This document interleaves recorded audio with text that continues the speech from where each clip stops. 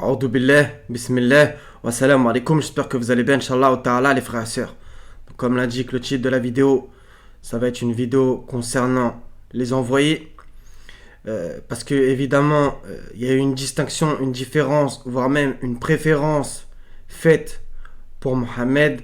C'est-à-dire que la plupart des musulmans ne parlent que de lui. En plus, avec une vision erronée, c'est-à-dire une vision hadithique et non pas une vision coranique en plus de cela. Et donc du coup, les gens ne parlent que de Mohammed, ou au mieux, de temps en temps, ils parlent de Moïse, Jésus, Noé, Abraham, plus ou moins. Des fois, on va entendre parler de Joseph, etc. Mais c'est vraiment très rare, d'accord? Là, je parle pour la majorité des gens qui, bien entendu, ne parlent souvent que de Mohammed. Et même, on reconnaît un arbre à ses fruits dans le sens que quand vous parlez de Mohammed à un musulman, pour beaucoup d'entre eux, ils vont dire sallallahu alayhi wa sallam. Et quand vous allez parler de, je sais pas moi, de Noé par exemple, il va dire alayhi salam. Donc vous voyez une distinction, une différence, une préférence faite même dans la salutation. Oui, oui. Donc ne me dites pas que c'est pas vrai, tout le monde sait pertinemment ces choses-là. Donc je suis un peu obligé de faire ce rappel qui pourtant est très simple mais bon, c'est pas grave, le rappel profite aux croyants. D'accord? Donc, justement, on va réciter en premier les versets qui parlent de ne pas faire de distinction et de différence. Et après, pour appliquer moi-même ce que je prêche, je vais citer, j'espère tous les envoyer, j'espère que je n'ai oublié personne coraniquement.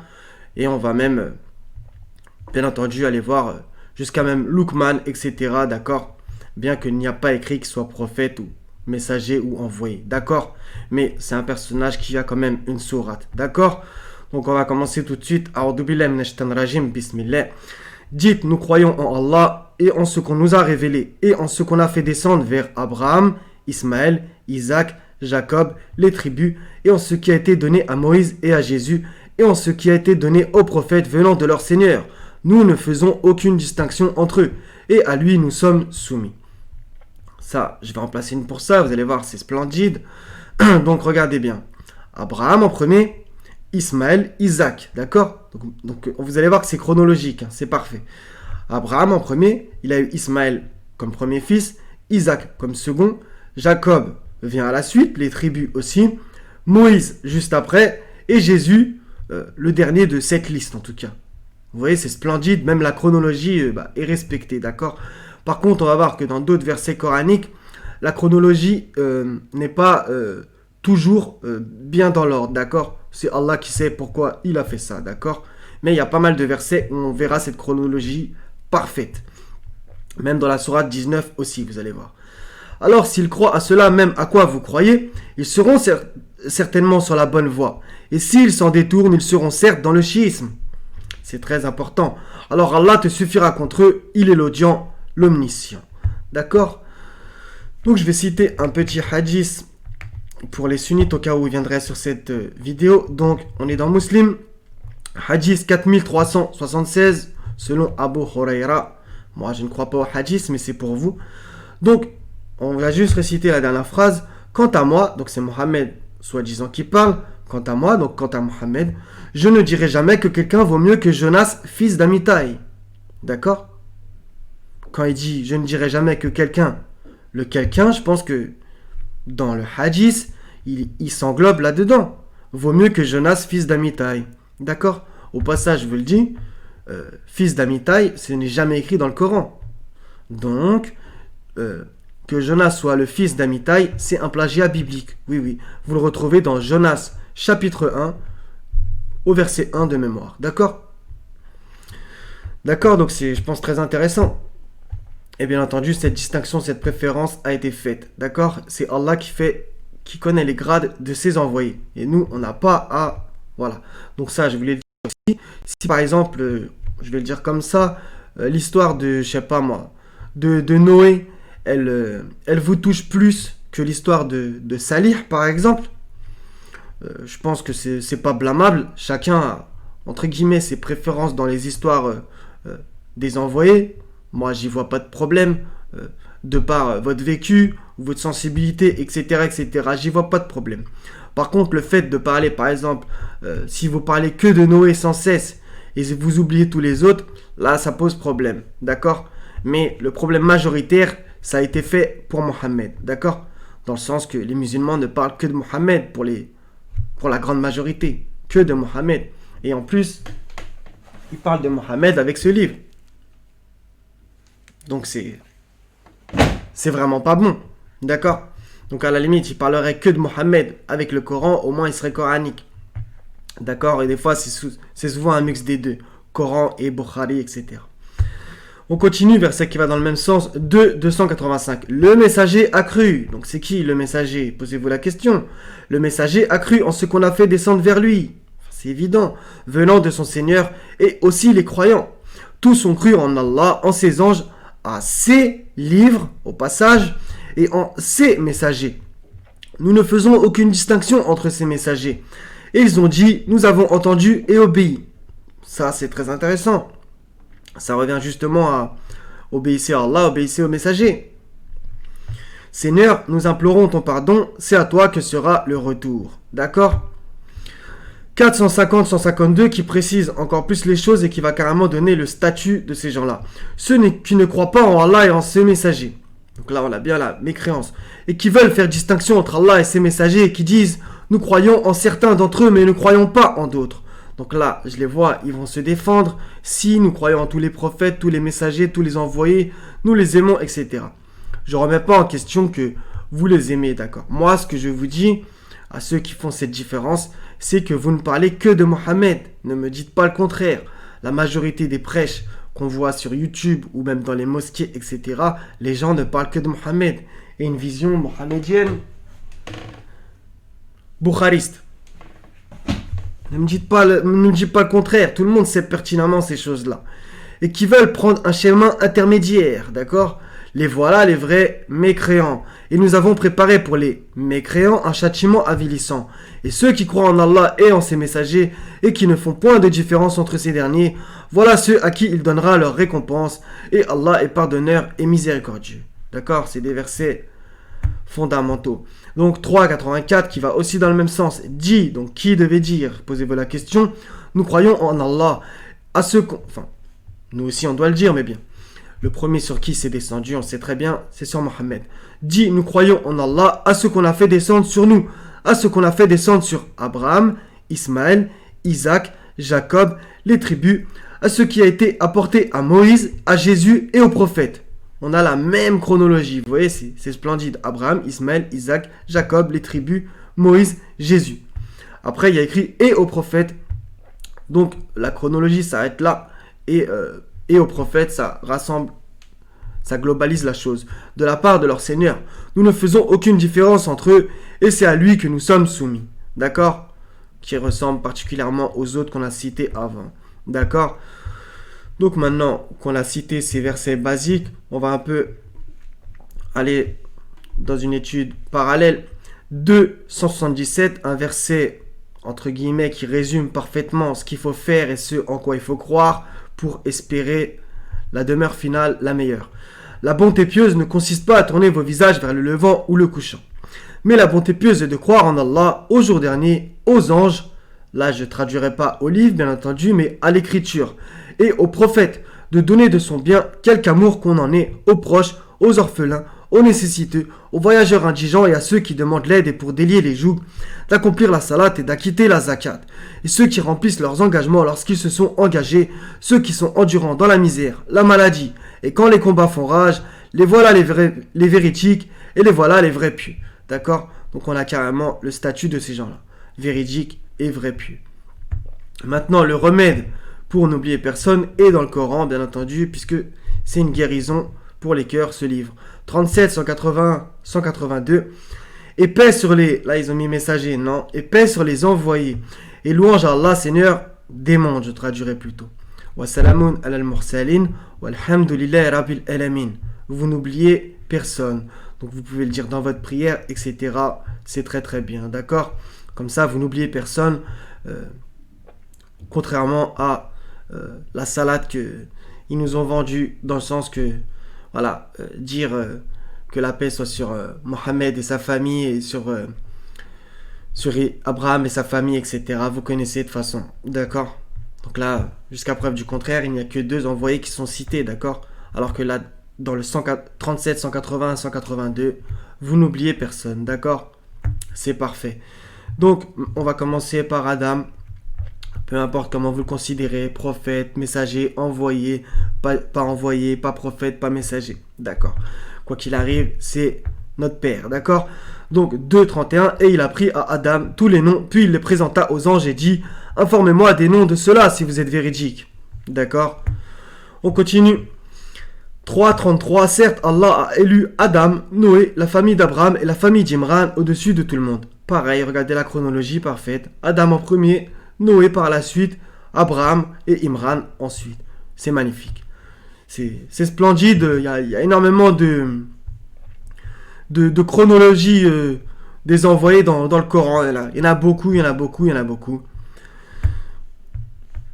233. Étiez-vous témoin quand la mort se présenta à Jacob et qu'il dit à ses fils, qu'adorerez-vous après moi? Ils répondirent, nous adorons ta divinité et la divinité de tes pères, Abraham, Ismaël, Isaac. Toujours la même chronologie, vous voyez, quand vous tapez Abraham et Ismaël dans le même verset, c'est toujours Abraham et Ismaël et ensuite Isaac. Toujours, d'accord? La chronologie est respectée parfaitement. Divinité unique et à laquelle nous sommes soumis. D'accord? Donc, 6, 84, 86, là il y a énormément de noms. Et nous lui avons donné Isaac, donc juste avant c'est Abraham au passage, Isaac et Jacob, et nous les avons guidés tous les deux. Et Noé, nous l'avons guidé auparavant. Donc on voit bien que Noé est avant Abraham, comme dans la Genèse, n'en déplaise à certains, et parmi la descendance, David, Salomon, Job, Joseph, Moïse et Aaron. Et c'est ainsi que nous récompensons les bienfaisants. D'accord?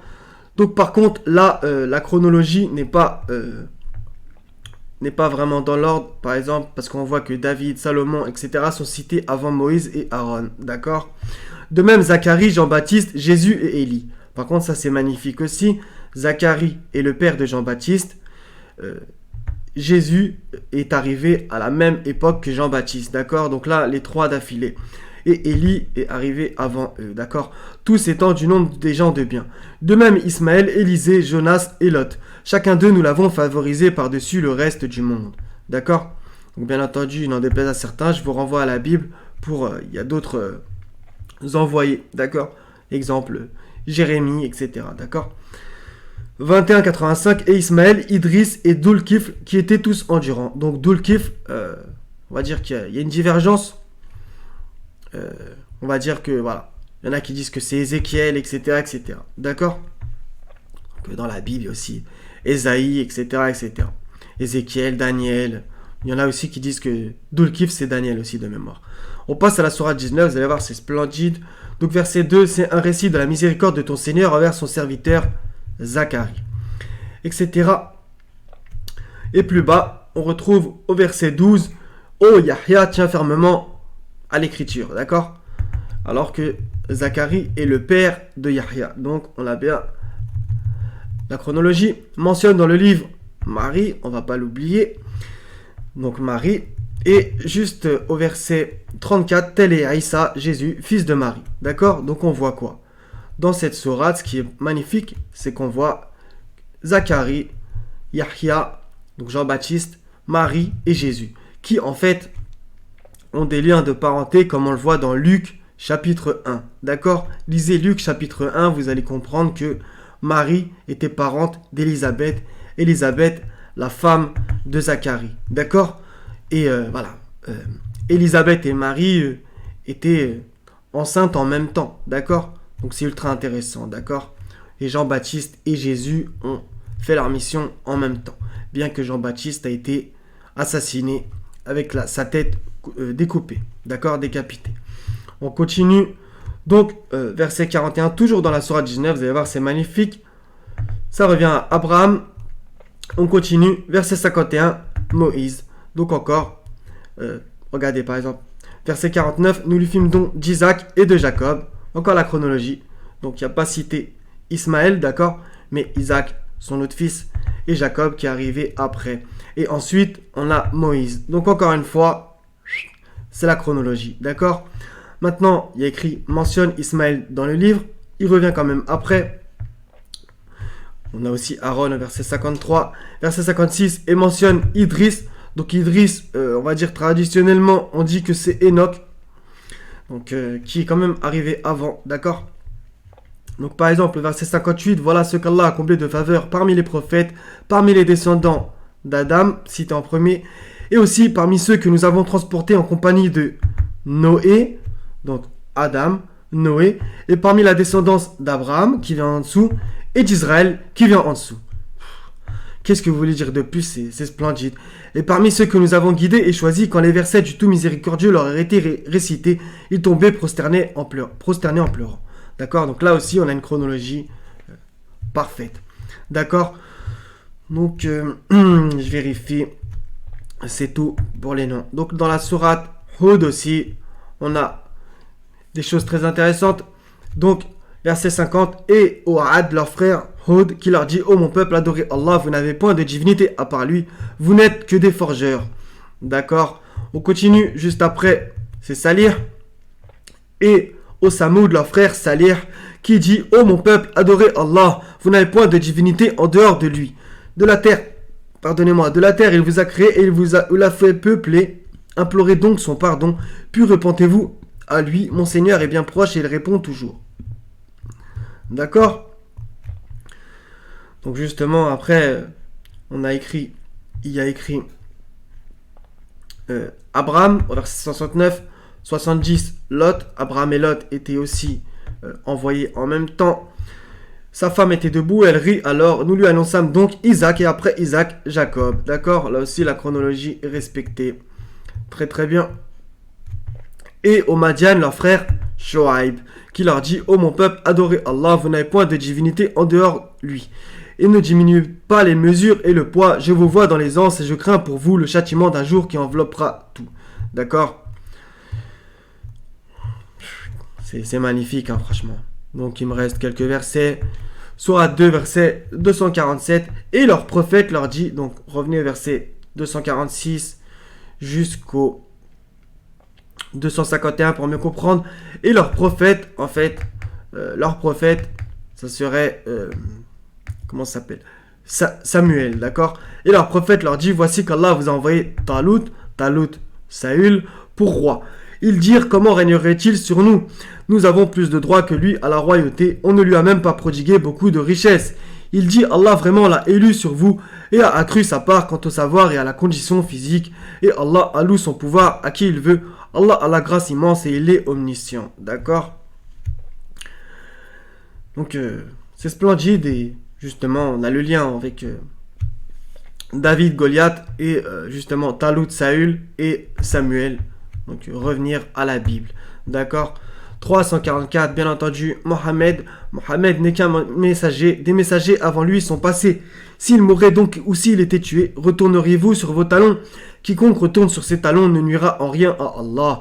Et Allah récompensera bientôt les reconnaissants. D'accord? Donc j'espère que j'ai oublié personne en vérité. Donc j'aurais pu aussi citer le Khidr, on va dire, dans la sourate avec Moïse, tout, dans la sourate 18. Mais bien entendu, il n'est pas cité en tant que prophète, messager envoyé. Et aussi Zulkarnain par exemple. D'accord? Donc 31, 13 aussi, Luqman. Et lorsque Luqman dit à son fils tout en l'exhortant: ô mon fils, ne donne pas d'associé à Allah, car l'association est vraiment une injustice et est énorme. D'accord? Donc Luqman, non plus, on n'a pas le fait qu'il soit prophète, messager, envoyé. D'accord? Par contre, Luqman a reçu la sagesse quand même. Nous avons effectivement donné à Luqman la sagesse, d'accord? El-Hikmah, que on dit que soi-disant la sagesse serait la sunna de Mohammed, ce qui est vraiment une escroquerie. Sourate 2, verset 269, donc Allah donne la sagesse à qui il veut. D'accord? Donc si Allah déjà premièrement donne la sagesse à qui il veut, il ne peut pas donner la sunna de Mohammed à qui il veut. C'est autre chose, d'accord? Et la sagesse a été donnée par exemple à Luqman, Moïse, à tellement de gens, Jésus, etc. D'accord? Donc, on va poursuivre. Ça, je sais que ça va pas plaire. J'ai déjà fait une vidéo là-dessus, donc je peux pas faire une parenthèse énorme. J'en suis déjà à combien? 20 minutes presque, d'accord? Donc 20, 40. Et voilà que ta sœur, donc la sœur à Moïse, marchant et disait, puis-je vous indiquer quelqu'un qui se chargera de lui, etc., etc. Puis tu demeureras des années durant chez les habitants de Madian. Donc en vérité, vu qu'il a demeuré à Madian et que Shoaib était à Madian, eux aussi, Moïse et Shoaib ont vécu ensemble, Shoaib qui est jette trop dans la Bible, d'accord? Et Shoaib qui a donné sa fille à Moïse, enfin qui a donné, d'accord? Vous le voyez dans le Coran, à propos de, voilà, quand Moïse est arrivé au puits, etc. de Madian, d'accord? Cette femme qui s'appelle Séphora, d'accord? Que vous retrouvez aussi dans la Torah, d'accord? Donc c'était plutôt pour ce petit bout de phrase. Et voilà que ta sœur, donc la sœur de Moïse, bah en vérité, sa sœur était une prophétesse, oui, oui, n'en déplaise à certains. Donc, Exode 15-20, Marie la prophétesse, sœur d'Aaron. Donc là on me l'a déjà dit, oui, mais il y a écrit sœur d'Aaron, il n'y a pas écrit sœur de Moïse. D'accord. Prit à sa main un tambourin et toutes les femmes vinrent après elle avec des tambourins en dansant. D'accord? Donc Marie était une prophétesse. Et elle est citée dans le Coran le 20-40. Et voilà que ta sœur. Donc justement, on va me rétorquer, je les vois venir. Le 16-43 et le 21-7, voire même le 12-109. Nous n'avons envoyé avant toi que des hommes auxquels nous avons fait des révélations. Demandez donc aux gens du rappel si vous ne savez pas. D'accord? Et même dans le 21-7, la même phrase au départ, nous n'avons envoyé avant toi que des hommes à qui nous faisons des révélations. Demandez donc aux érudits du livre si vous ne savez pas.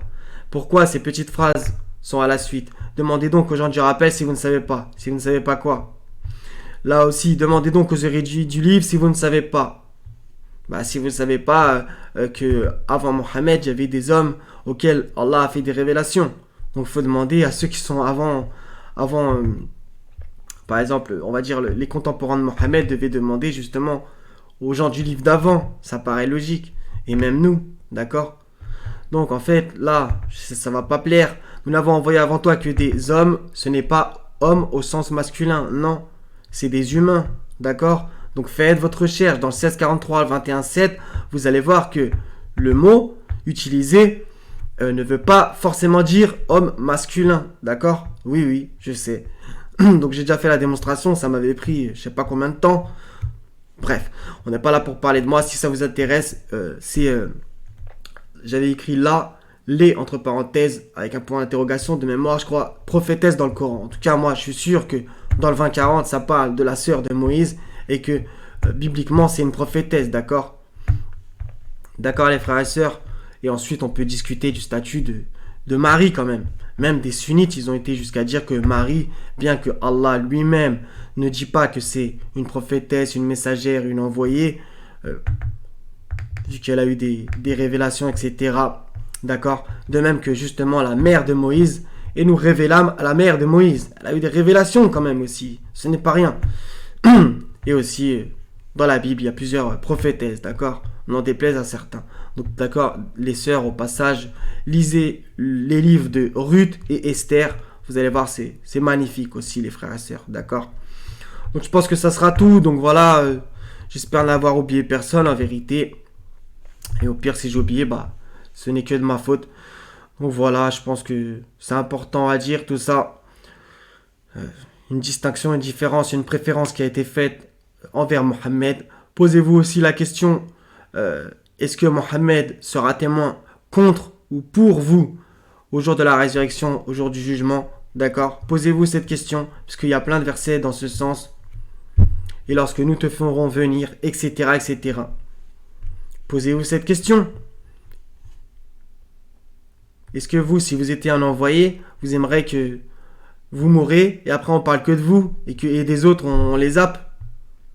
Je pense que vous aimerez pas, hein. Surtout pour dire des choses comme il y a écrit là-dedans. Que vous faisiez pipi assis, caca sur 2 briques, etc., etc. Personnellement, je me désavouerai de ces gens-là. Donc voilà, je pense que ça sera tout, les frères et sœurs. Donc, le remède à tout ça, encore une fois, c'est le 37, 180 à 182.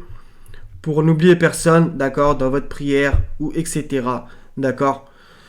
Et voilà, donc à nous tous de parler de tous les envoyés, essayer de rétablir les choses, puisque voilà, depuis des siècles et des siècles, jusqu'à carrément, on reconnaît quand même un arbre à ses fruits, les non-musulmans de l'époque, ils appelaient les musulmans, enfin musulmans, bon on se comprend, c'est pour pas parler mandarin, les soumis, ils les appelaient les mahométans.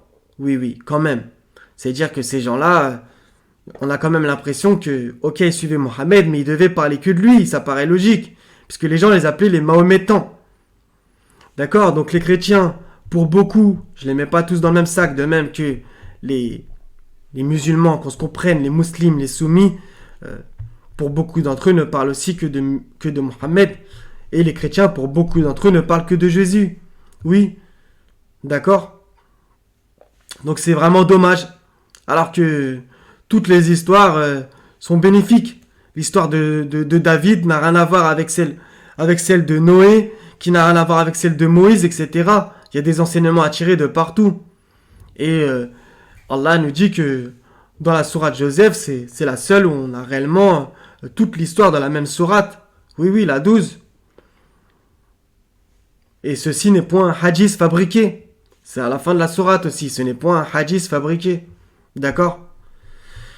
Donc voilà, Allah a fait descendre le meilleur des hadiths. Celui-là, bien entendu. Donc voilà, il y a des enseignements dans toutes les histoires prophétiques, messagères et des envoyés. D'accord? Donc je pense que je vais m'arrêter là. Je fais que de jacter. Donc les frères et sœurs, soyez bénis. Je vous aime tous pour la face d'Allah subhanahu wa ta'ala. Wa salamun ala al-mursalin. Walhamdulillahi rabbil alamin. La ilaha illa huwa al-azizul hakim. Wa salamu alaikum. Wa rahmatullahi wa barakatuh mes frères et sœurs. À la prochaine inshallah ta'ala. Si j'ai fait des erreurs, ça vient de moi. Si j'ai dit la vérité, louange à Allah, Seigneur des mondes. Salam les frères et sœurs.